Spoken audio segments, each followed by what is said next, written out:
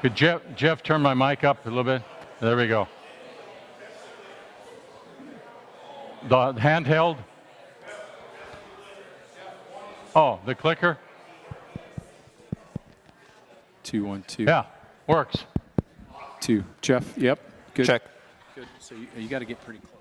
That's Well, all. those who are out on the highways and the byways outside, if you'd like to come in and join us, I hope you'll be able to see all of this on the screen. We've done this 2 times. This is the 3rd time. I guess they say that's a charm, right?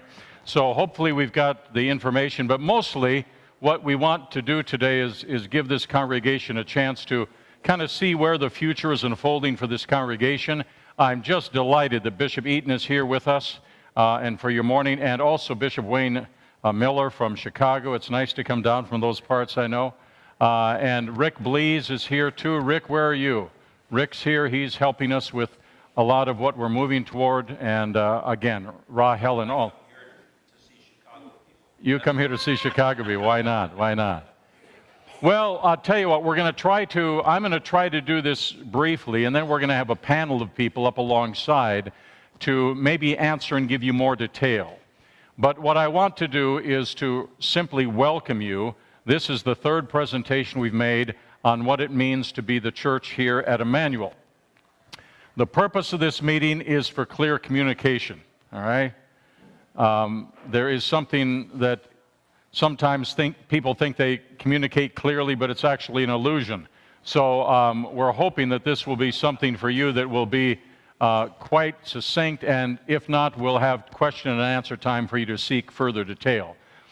Emmanuel is committed to a Christ-centered, mission-focused, and a congregation that tries to operate with excellence. And so just be aware of that as we move forward on all these different aspects.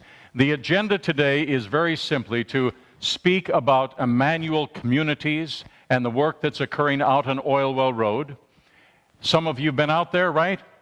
Okay, and then the other is to talk about Emmanuel Academies, a 5-year pastoral leadership program, and to also answer any questions that you may have. This is the mission statement of Emmanuel Lutheran Church. We've had it for some time. We are a Christ-centered community where God's Spirit transforms lives as we worship, learn, love, share, and serve. And all of those things link together as we are a people of God in this place. This is the landscape of our congregation. Now, I want you to notice, and believe me, I don't have a real steady hand, so the dot might shake a little bit, but here is the downtown location. We are celebrating 60 years in March of the ministry here at Mooring Line Drive. And then, of course, people from Pebblebrook, welcome. You're out there to the northeast at the intersection of Immokalee and Collier Boulevard. And that is a turning point for this community in terms of population growth. And then here is our site out in what's called Oilwell Road. We have 40 acres there. This is a development that is called Rural Lands West, projected to be twice the city of Naples, twice the size of the city of Naples. So we're looking at probably 250,000 people coming into this area in the years ahead. So we are located in some tremendous arenas for activity. Emmanuel Lutheran Church, I want you to be really clear on this. The stewardship of this communication is vital. But what I want you to be aware of is that the churches, and when I say this now, I want to talk first about the congregations. Emmanuel Lutheran Church here at Mooring Line and the Pebblebrook congregation. These congregations, the sole support for these ministries comes from the tithes, gifts, and offerings that are pledged during our annual campaign. And we will start that right after the annual meeting on the 28th of January for 3 Sundays. But again, make note that these monies are for use within the congregations.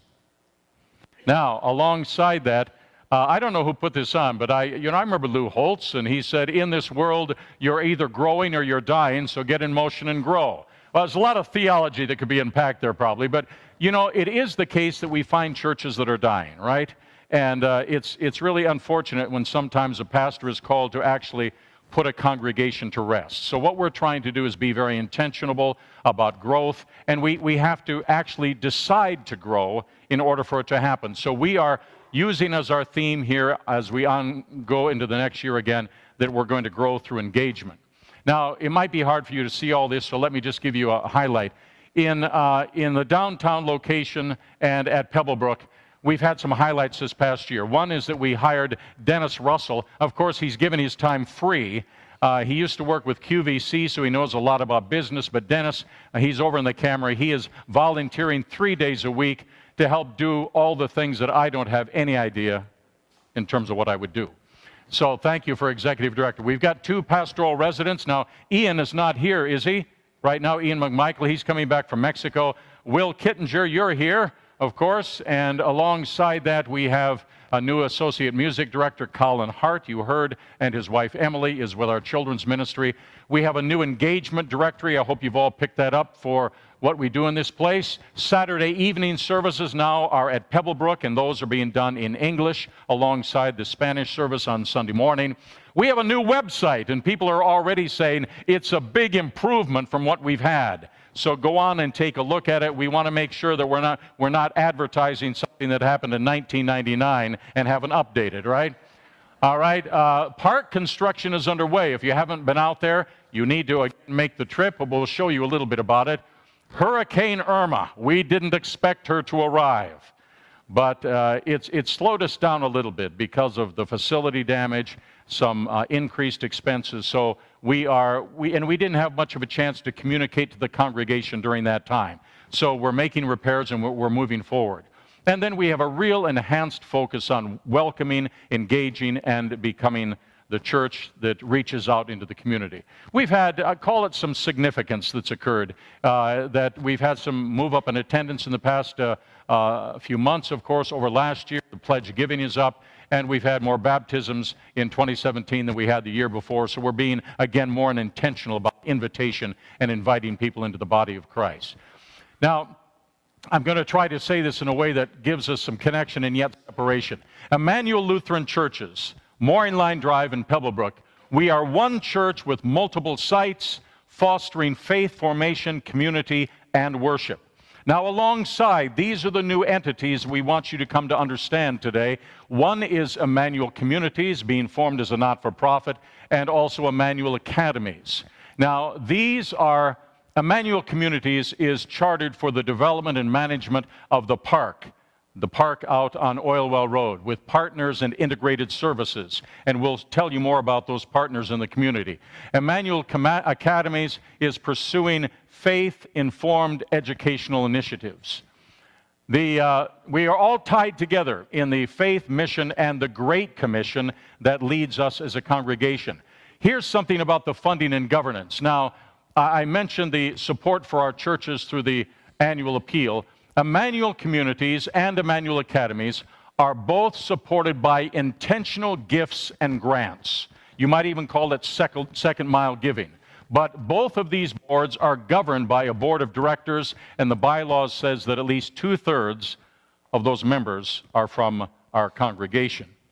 The funding, Emmanuel Communities and Emmanuel Academies is not funded through the church's budget. So if you look, the community ministry in Oilwell Road and the theological education comes from donors that are specifically interested, and we are going to ask that you would consider this for your future giving. There is also added value, but not cost to the congregation, because as these entities move forward in the future, all of the improvements on Oilwell Road, that really comes back to Emmanuel Lutheran Church in terms of assets. And of course, the theological education program, this also will create assets for our congregation. And I'm also going to say not only education for future leaders, but increased education within our congregation in terms of opportunities. Emmanuel Communities, we'll talk about this a little bit at this juncture because it is centered on the development of the property on Oilwell Road for the express purpose of establishing Emmanuel's presence and extended ministries in one of the fastest growing areas in the country. A congregational component will exist alongside the community partners. Now, at one point, I remember some of you saying, oh, we're doing a satellite congregation. Well, it'll be a congregation, but it will also be a mission center that will serve other congregations. So be aware of that as we talk about this opportunity. Let's see if this works. This is from the Naples Daily News.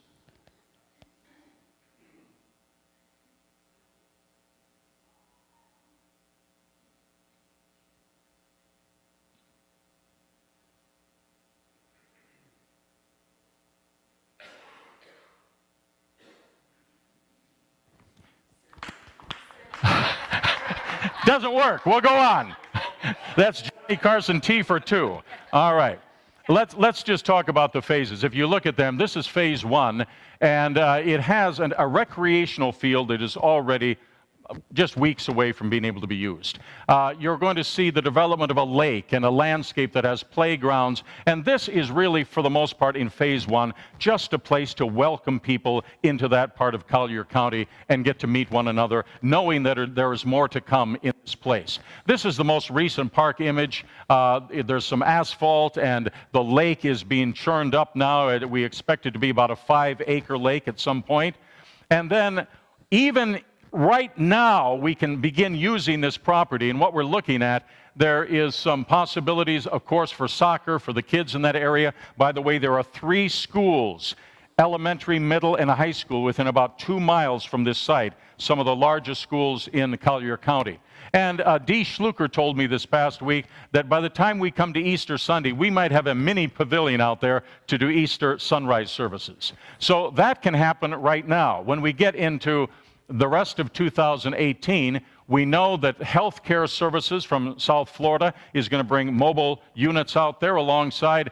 Here, Teresa Shaw is here, Boys and Girls Clubs. We're so excited about our involvement with Boys and Girls Clubs. Teresa is the CEO of the Boys and Girls Clubs here in town. We have Harry Chapin food distribution. We're going to have farmers markets, and so we will make immediate use of this land to be a community partner. The future components of this development include what we're calling a worship pavilion and a mission center. The point of this is to put together something that has some cost effectiveness, but that can be used by the community in many different ways, 7 days a week. So it will be built with and alongside community organizations, the congregation, nonprofit partners, to help bring vibrant, healthy community to that area. Here are some of the select partners. We've had these conversations with them. So I'm again going to talk about the Boys and Girls Club in the center. We've also, if you go around, New Horizons after-school program already at Pebblebrook, the Harry Chapin Food Bank, Grace Place. I see Mark over here, Feebrink. I'm on that board as well. The JFCS is a Jewish federation where there is help for those who have dementia and Alzheimer's, and they want to help the community with that service. Of course, Habitat for Humanity, we've built about 55 homes already in this congregation alone. St. Matthew's House has a long history with us. Collier Child Care, which is part of our child care here at Emmanuel, and Housing, Education, and Lending, which Michael is involved with. There's going to be a whole new infrastructure for housing for the area to the northeast.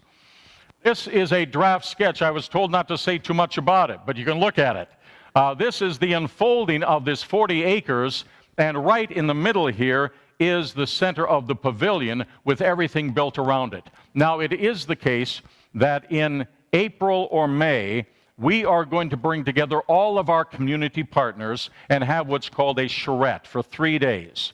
And that will mean that the partners will work with us to define our purpose, our structure, and our sustainability, how we will work to make this stay on the landscape for the years to come. The next steps, of course, are these church and community planning workshops. In the spring of 18, we will start using the park as shown earlier. In the summer, we'll revise some of the master plans, and you can look and see how it will continue to move forward. Now, let's talk about Emmanuel Communities. It's a good time for a piece of little water here. We're calling it Emmanuel Academies. One day it might be called the Emmanuel Academies of the Americas.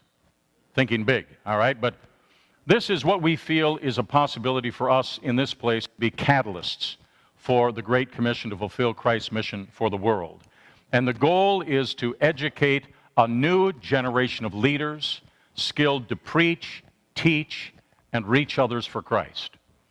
Now, let's look at some of the who, what, when, where, why, and how about the Emmanuel Academies. The who is again centered on developing leaders for the 21st century. Congregations are struggling to find skilled leadership. Right now in the ELCA, there's not enough clergy for the future, as we understand. And there is voids in many cultures that we have discovered and have been blessed with now with our Latino community and the development of our ministries with the leadership of Pastor Jose Lebron, but he was hard to find.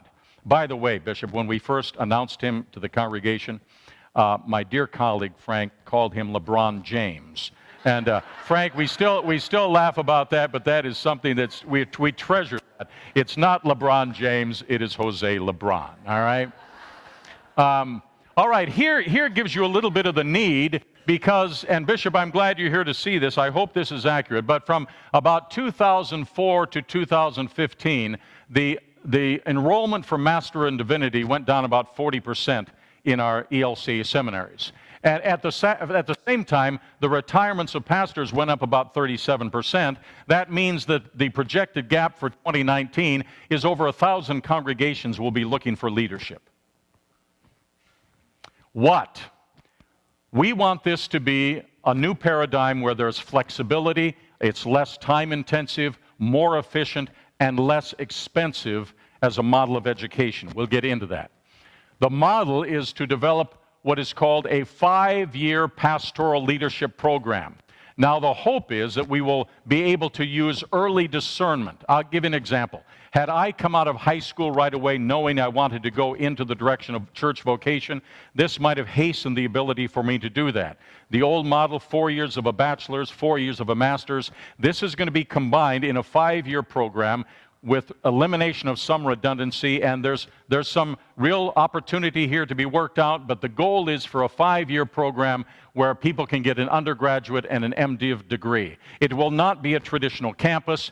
The students will live and work within their communities. So if they come online and begin this, they could be anywhere in the country or they could be anywhere in Latin or South America and tie into it through what is going to be the distributive learning.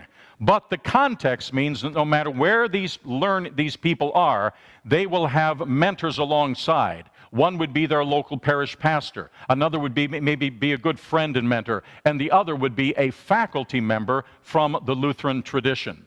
So again, the students will also have a reduced financial burden. The old model, and I'm not putting it down, but I'm just saying we want to look at the fact that cost is very important. We think we can do this at the cost of about a car payment, about $300 a month that they would pay for this program to come online and reap the benefits. It's a new paradigm. We're going to try to leverage our partners that we have. There is no curricula to write, no additional buildings to be constructed, and no faculty to be hired. Why? Well, we'll get into that. We're now piloting this program. It is commencing, and we already have some students that are being identified. I think we have 3 from Pebblebrook alone that are interested in looking at a development of vocation within the church. Classes may begin even this fall, and I'm going to leave that explanation to the others, but they will begin this fall, we hope, and we're going to begin locally, meaning not only within this area, but I want to say through the Florida-Bahama Synod. Because the Florida-Bahama Synod, when we get this word out to congregations, we think this is going to be a great local arena for them to be brought into the opportunities available to seek a church vocation. And then when we talk about beyond, we're looking out our southern door too, so we'll get into that. Where is this going to be held? In other words, where will the academy be placed? And right now we're saying it's going to be here. And we have, if you walk through our facility, you will note that on the second floor of our, what extends from the Family Life Center, with some renovation, we believe that can be the immediate location for students who want to begin this program alongside the Emmanuel Community Church. Now, we have an absolutely fascinating context in South Florida for this to occur with students taking classes in this program. Why are we doing this? Well, I think it's because it's part of who we are. I hope you nod for that. We recognize the need to develop church leadership for the next generations. A lot of you have talked to me about that when you think about your kids and your grandkids, your concerns.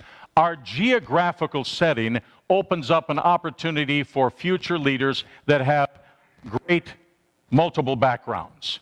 Sustainability of the church is vitally important to us, and we feel that we're doing this because we are living out the Great Commission.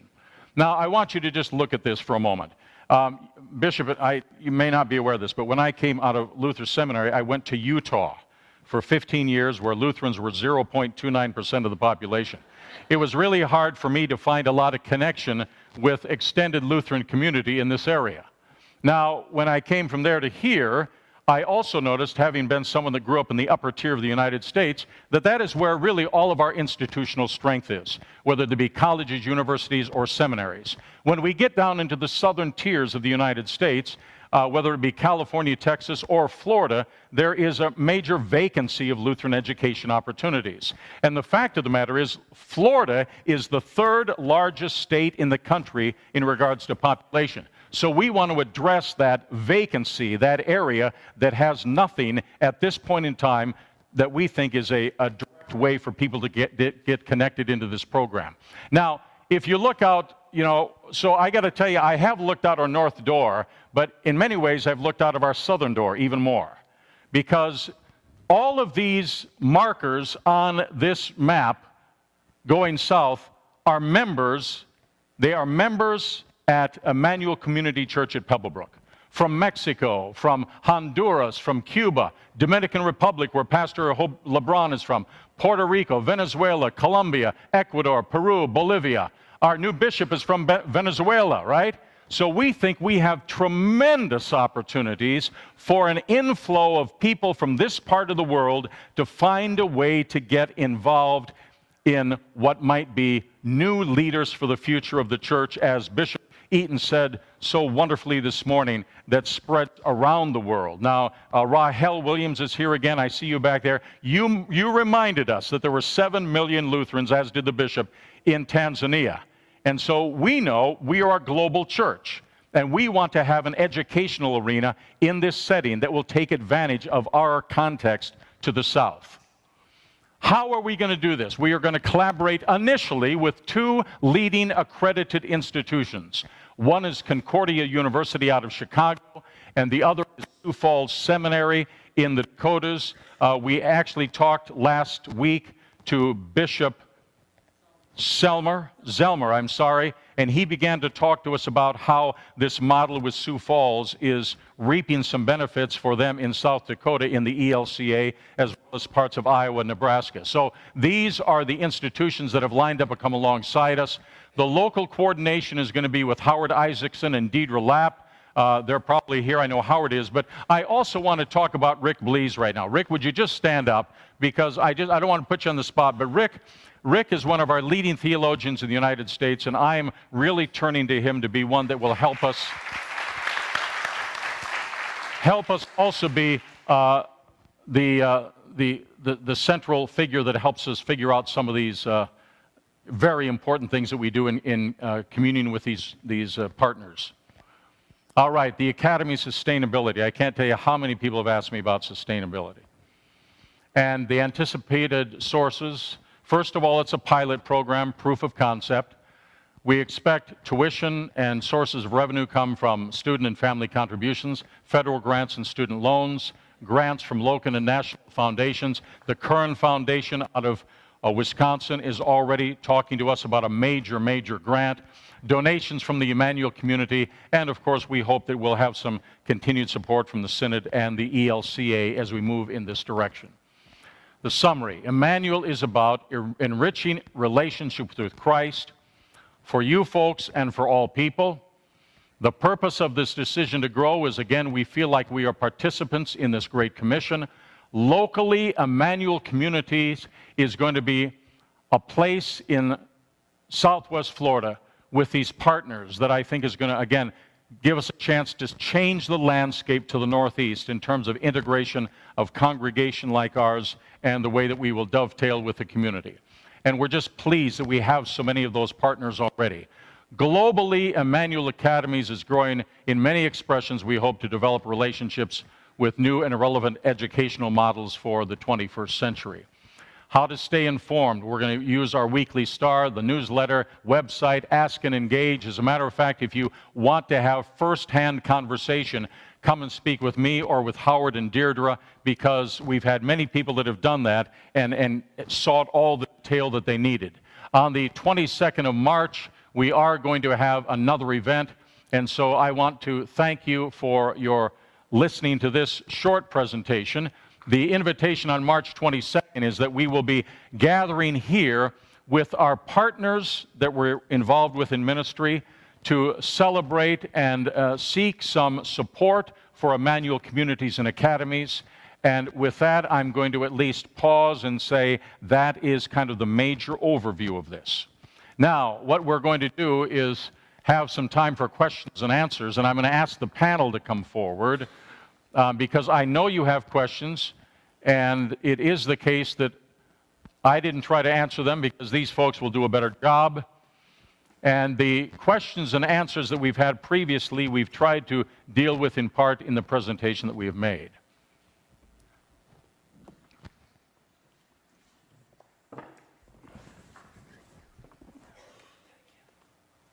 Okay, this is of course is Howard Isaacson, who is helping with the academies.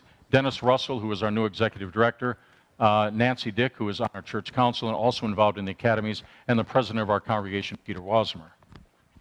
All right. Anyone that has a question, you can speak. Okay, now do you have, okay, you've got your mic. Microphone. Yes, June. Regarding the lake at Okay. Oil Well, is it for swimming?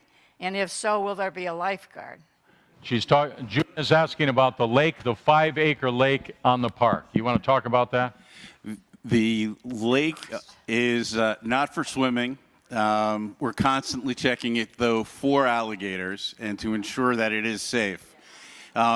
We have structured the lake so that way there's a gradual slope into the lake, so that way for safety purposes it is very safe and fully compliant with Collier's regulations. We also found it is spring-fed. Yes, yes. All right. Next question. Yeah, Karen. Okay, we're moving kind of fast on the Emmanuel academies. I guess I would question, does our partnership with the other, with the school in Iowa, or where was it, North Dakota, does that serve to have accreditation?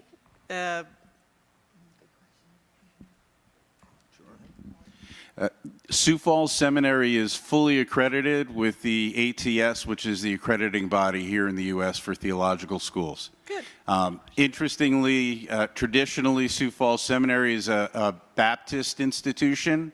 They currently have more ELCA first-year seminarians than from any other faith.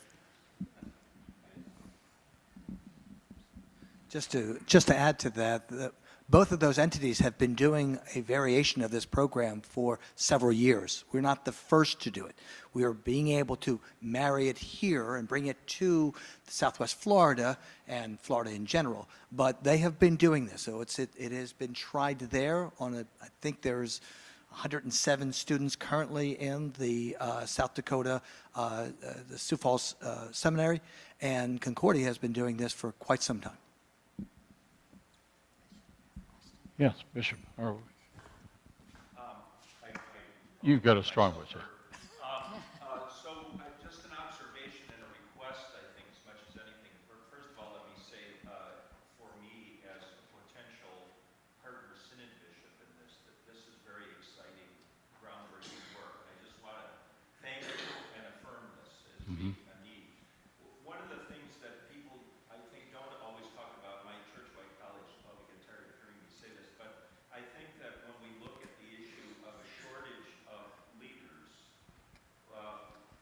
one of the things that I struggle with is not only the shortage of leaders, but the fact that a lot of the congregations that we're calling them to lead are not sustainable organizations over the long haul.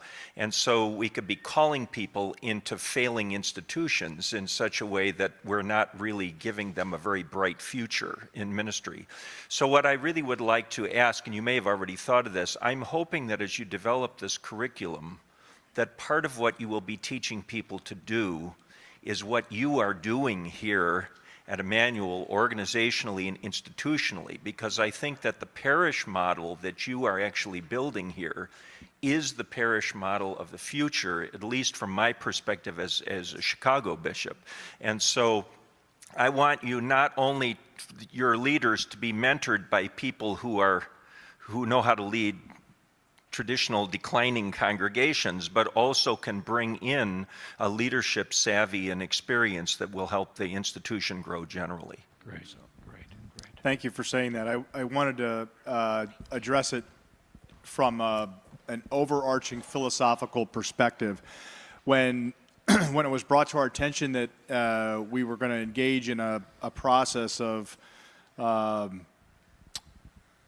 delivering Christ or a relationship with Christ to more people, that was the overarching philosophy, is that it wasn't just to teach somebody to go into a parish and to be a spiritual leader. It was, how are we going to teach people to do that and then also extend that into their parish? And one of the things that I found to be very humbling is the participation of this congregation, and as a model for our call. Look, I'd be pretty bold to say this, but we love our spiritual leaders, but at the end of the day, it's our relationship with Christ. And so what we do as a congregation is an example of and a gift back to into the gifts that we've been given. And so that's really how I think, from my perspective, I've seen that's how we're really approaching this project.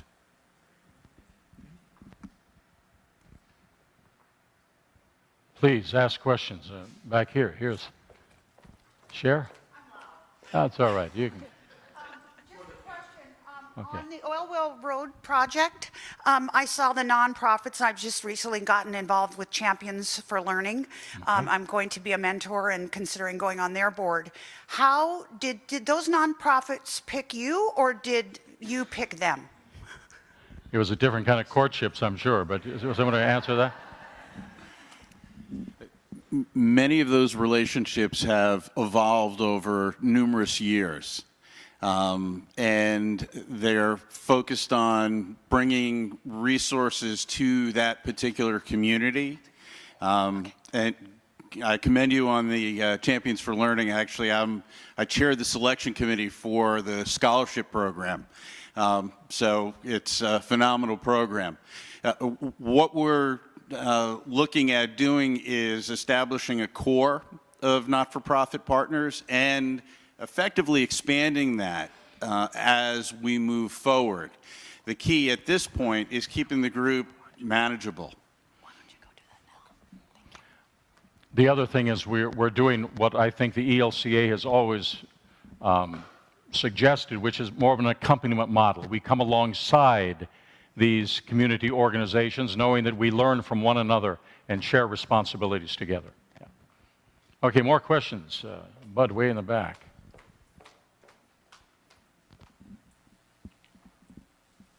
I keep hearing the word park and pavilion, and I guess I wonder, since is this going to be a congregation at all? Are we with all the people that are going to be out there?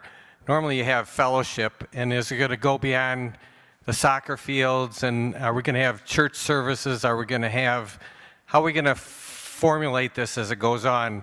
For right now, it kind of sounds like we're just trying to attract people in, but are we going to have a building out there for church services, or where's this eventually planning on going, and when?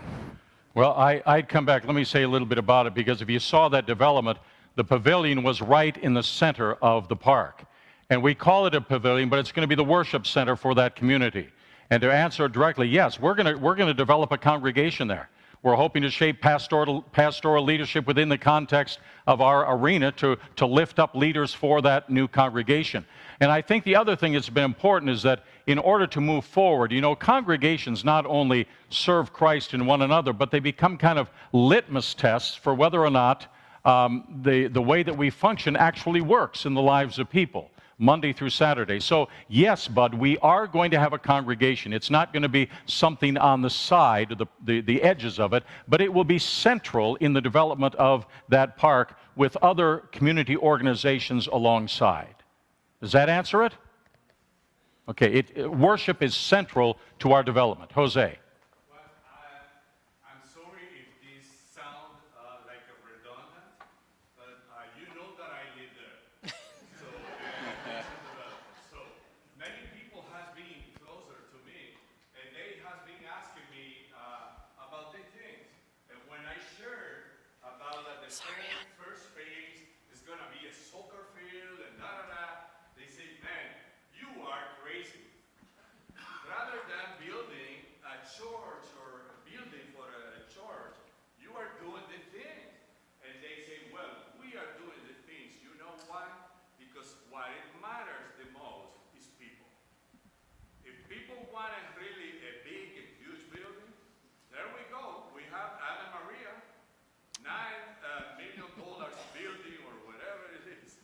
I don't know how much it costs, but what it matters for us, Emmanuel community, is people. As our president also of our congregation said, is establishing a relationship between people and Jesus and between people and people. And that's just the beginning, but the answer is yes. So we're going to have a really vibrant and a great, I believe, beautiful congregation where people can go with that. So, The other thing about this talk about kind of the quote park, I think it's the case that many people that are maybe seeking a faith community still find churches to be built kind of like fortresses. They don't even know how to get into them, so to speak. What we're trying to do is just develop an open atmosphere for the community in that area for people to come in and get the services that they would need, that they would seek elsewhere, or to just come in and enjoy the beautiful area that will become. But to come back to Bud's point, that there will be a faith center in that, which will allow us to integrate and have conversations and welcomes with people that might not come into a place like that if it felt like it was built with borders around it. So we want this to be a very open landscape that people drive by and say, I'd like to go inside and see what's going there. Besides that, there's places I can get some connection with children's services or health care. And we will be, we're talking partners, because they recognize us as a community of faith that is alongside that. And we want to be, good neighbors in terms of our work together. Yeah, Nancy. Many of you have been out to Pebblebrook, and where the Emmanuel Community Church is located. It's a storefront church. So many amazing things are going on there. We have adult English language classes going on. We have a wonderful after-school program that we started a couple years ago just at one of the schools, and now we have it at our own site. We're bursting at the seams over there. So, people are just coming in and wanting to know what's going on, and again, that concept of open door, what do you need, standing with people in their assimilation to Naples and being there for the future where all the population is going. So, it's really exciting. Gordy, did you have a question, Gordy? Can you? Oh, okay. Who? Okay. Yes. Joanne. Hi, I'm Joanne. Joanne. And the reason why we're sitting here, my husband and I, is because of Pastor LeBron. Yeah. We were looking on the East Coast. We're snowbirds. We were looking for a property in Florida. And we weren't too happy with Miami because we're from New York. We didn't need New York with the beach on front. So we said, okay, let's look at Southwest Florida. And we did. And we sat through a sales presentation. And it wasn't until the salesman mentioned, and we live in Del Webb, it wasn't until the salesman mentioned that there was a Bible study club that we said, where do we sign up? So Pastor LeBron, thank you for starting the Bible Study Club. Fast forward, Del Webb kicked him out. And the reason is because he doesn't live in Del Webb. And so all that to say that if you're putting a church where he lives, are you going to be preaching there?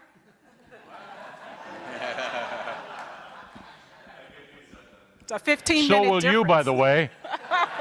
Joanne, you're going to be preaching there too, I'll tell you that. I'm just saying, you can attract people like us, you can attract a whole lot of other people like us, and I think that's a wonderful Oh, blessing. wonderful. Can I, one thing, Joanne, I wasn't kidding when I said we're hoping voices like yours become the proclamation of our community. So thank you for that. Tom. Listening to both Pastor Jose and Nancy, to be able to tell our story one at a time to people when we're out there, it's a simple suggestion, but has there been thought about putting some signage that doesn't mention our church, but just this is a place for Christians to gather, and we hope you'll enjoy God's bounty and joy with each other, just so that anyone who goes there when we're not there will see that it's not, there's a Christian base to that facility being that day for them. Absolutely. We've got a couple of prototype models that we're looking at, and as they get a little bit further refined, we will share them with the congregation, so that way something that is appealing and welcoming to everybody is chosen. Signage. Whether it be permanent or not, that I am not sure, but we will certainly have temporary signage up within the next 3 to 6 months.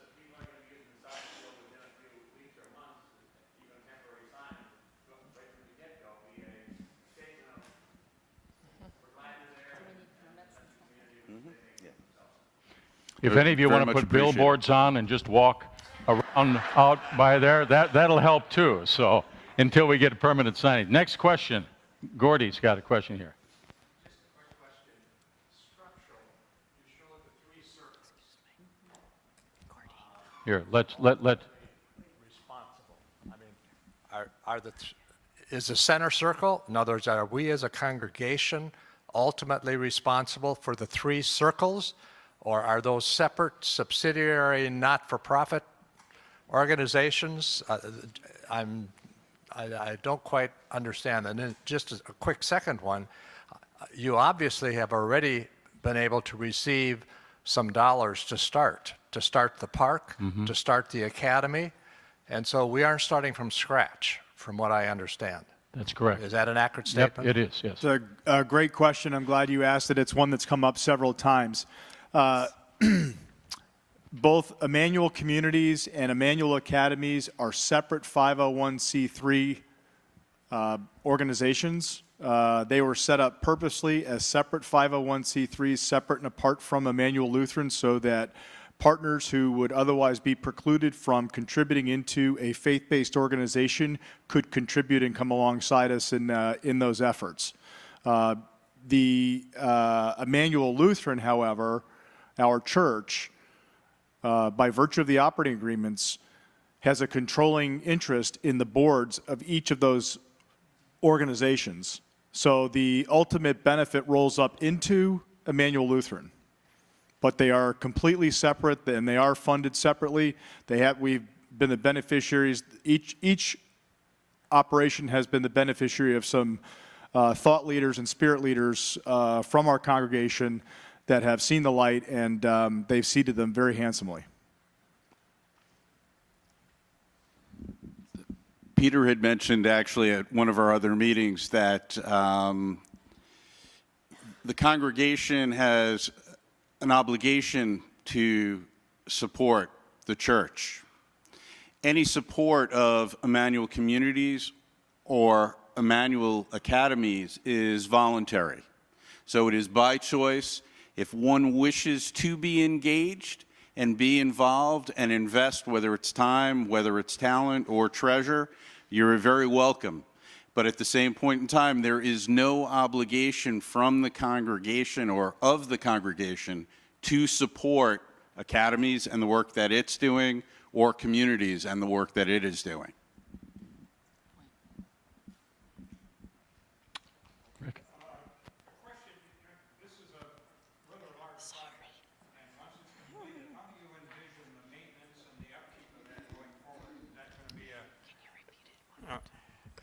My question was, it's a very large project, and as it gets completed, how do we envision the maintenance of the park and the upkeep of the park? Is that going to be our responsibility? Will they be employees of ours? An outside source come in and maintain it? a lot of grass to cut, you know. It is a lot of grass to cut. I can tell you that one of the overarching themes, aside from promoting our relationship with Christ, is that in all of these efforts, in all of the conversations before we start, we're contemplating how are we going to sustain this. You know, churches are really kind of famous for coming up with a great idea and getting down the road for 2 or 3 years, and then you wonder, how do we sustain this? And so when we're starting with each one of these projects, we're thinking about how is it going to be self-sustained.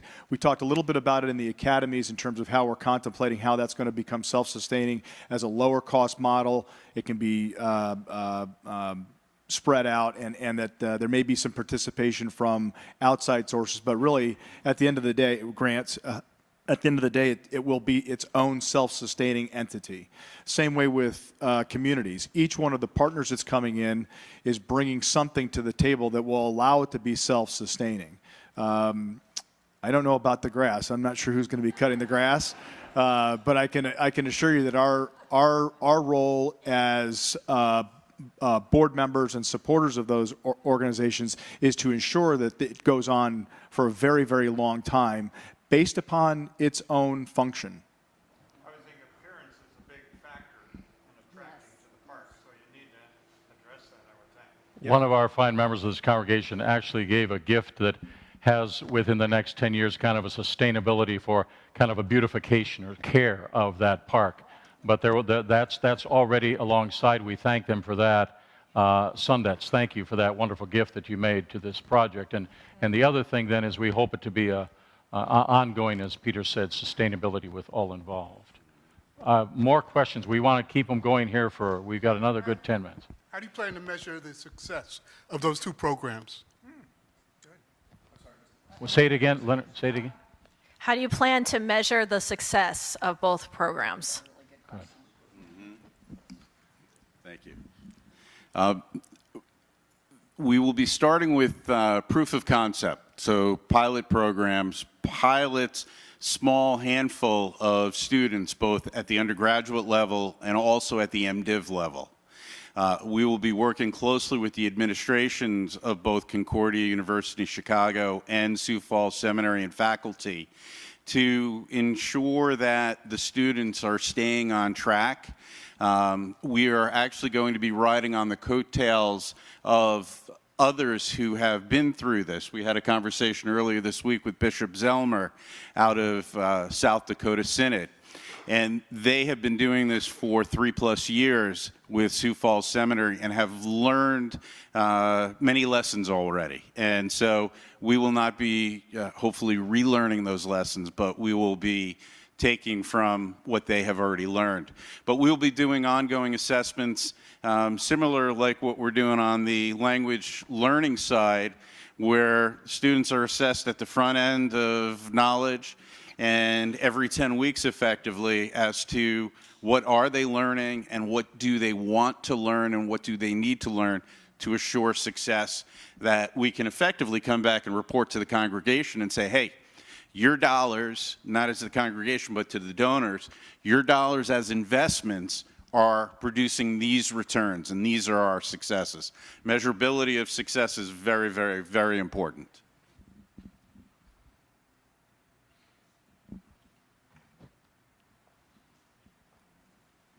Chuck has a question.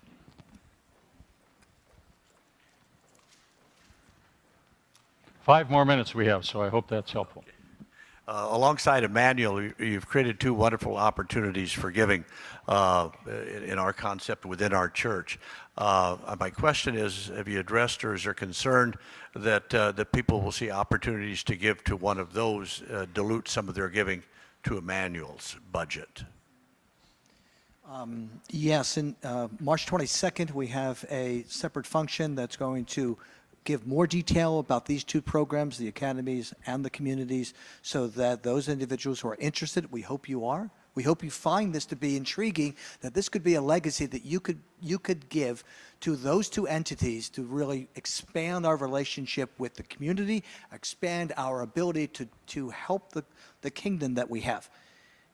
We will start a stewardship drive to support this church. It all centers around this church. And we want to ensure that we're delivering the quality services and adult education and other programs that's going to make you more engaged and wanting to be more part of this. These other two entities, we want to provide information for you. It'll be later in March. Originally, it was going to be in November, but the hurricane stopped that, so we've moved it to March in order to provide you, again, with a little bit more insight, a little more detail, a little bit more involvement that you wish to be part of. We hope and pray that will be the case. And there will be opportunities for individuals to step up and to provide funding or your time or your volunteering, all that you can offer, that you can help both of these. And we're going to need boards. They're going to need people who are going to be on the ground doing things. So yes, there's no shortage of opportunities here. So. Yeah. Two more, couple more, keep going.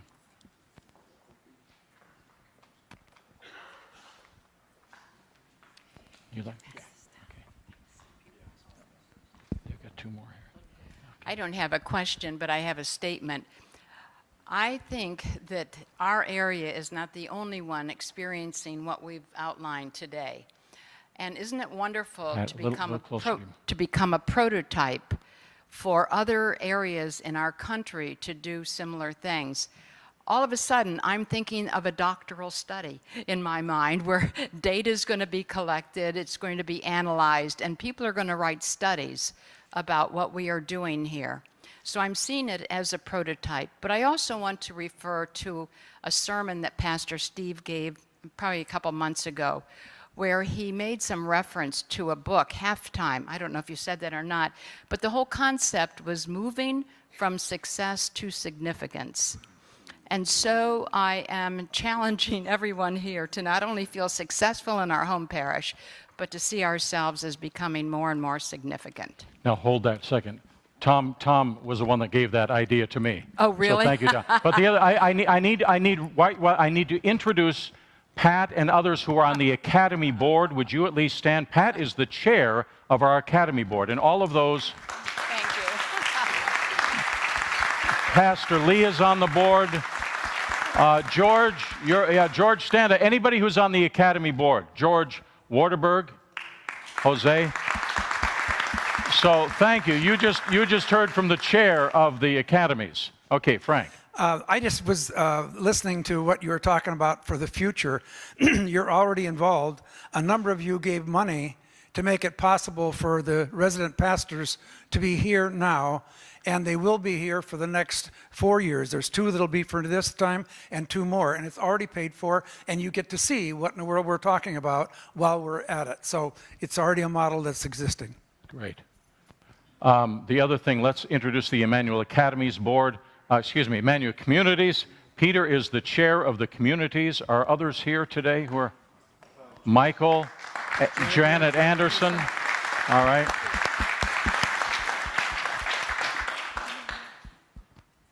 Okay, I think the bishop has a question. Or has everybody else spoken? Because if not, the bishop would like to have the microphone.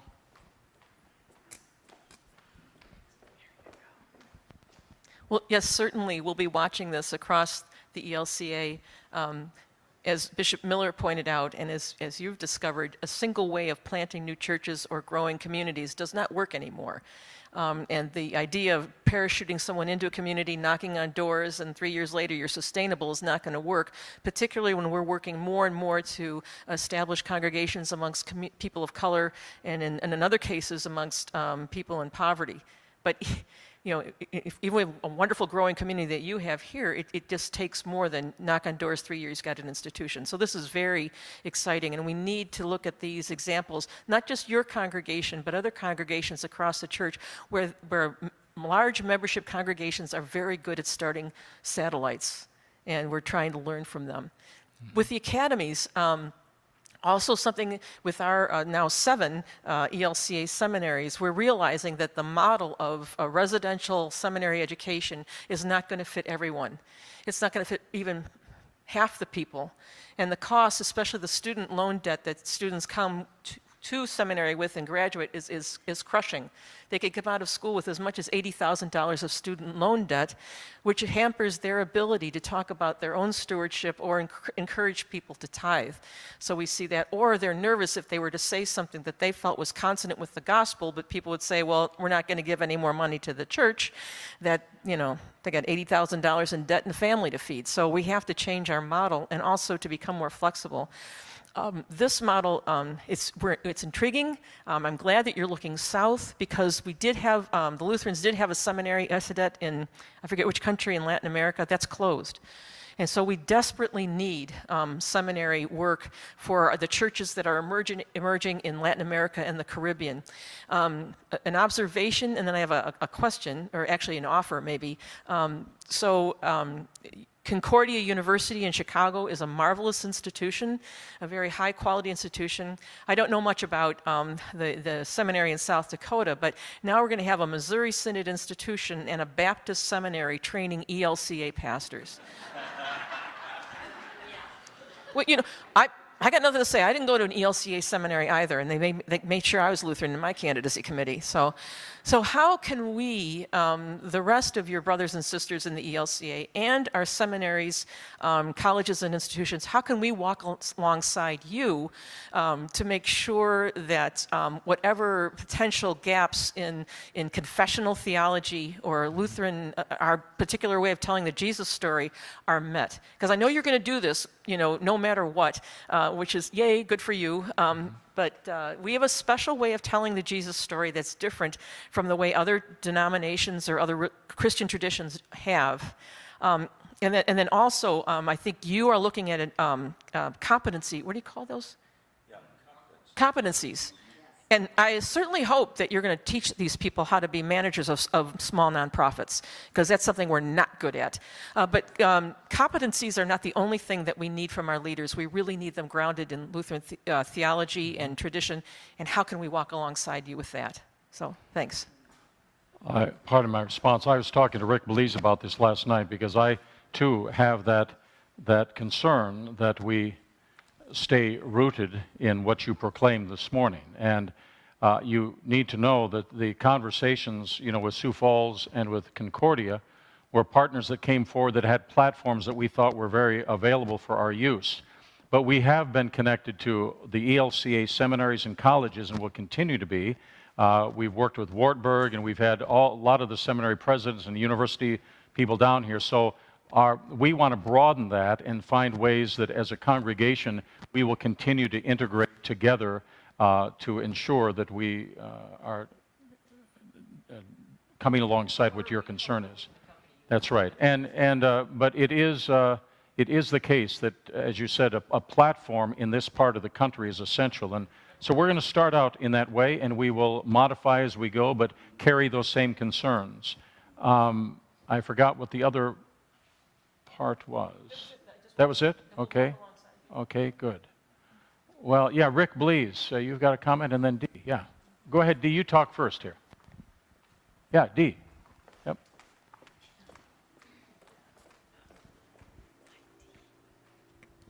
My question is, can the Synod financially help support this project? The question is about support from synods or ELCA. Well, I'm not your bishop, so.